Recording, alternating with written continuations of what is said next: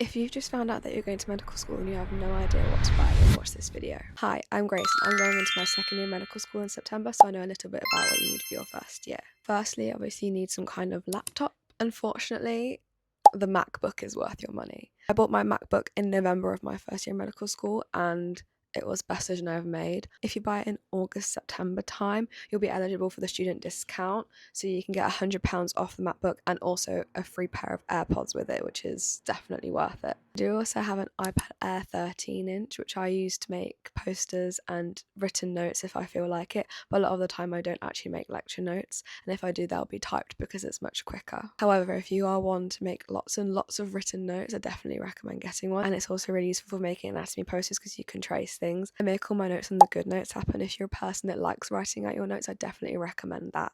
The next thing that I recommend is a water bottle, which sounds really obvious, but I find myself in lectures just sitting there sipping my water all day, and it's nice to have one that keeps it cool. So I have my 32-ounce Awala. She's beautiful. It locks so it won't leak in your bag, and there's also a option to sip or chug in the top, and I love the sippy straw. Along with my water bottle, I also have a coffee cup that's really good for on the go, as coffee is very expensive, so it's much cheaper to make it at home and then bring it to your lectures with you in a portable cup. Another thing that I think you should buy if you're into flashcards, specifically Anki, which is very big in the medical student space, is an Anki remote. I initially did use the Anki remote that everybody else uses, but I found it annoying as it kept disconnecting from my MacBook and I had to go through and remove the device from Bluetooth and reset it up every time because you have to have an add-on on Anki if you have to use it. So then I switched to that Anki ring, which is one much smaller, and it comes with a little charging case and it connects just by Bluetooth and it's automatically already set up and you just go through Anki straight away.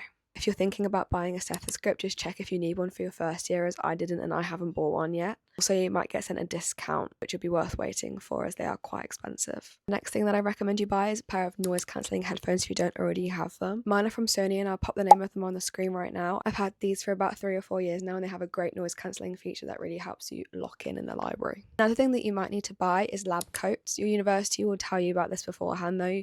You'll probably get an email about it in the next month or so make sure that you order those when you can. In terms of textbooks, do not buy any textbooks. Your university will definitely give you free access to them online through the library. If you have placement in first year, like a GP placement, you might need to buy some professional clothing. Another thing that I think is definitely worth your money is buying a subscription to Complete Anatomy. It really helps you understand anatomy as it gives you a visual representation and you can look at any part of the body in detail. A big thing that I think a lot of people forget is to buy some good quality whiteboard pens to use on whiteboards. In a lot of university libraries, there are whiteboards that everyone is free to use, but there are never any pens there, so it's really good to have your own set. A lot of the things that I've said in this video are linked in my Amazon store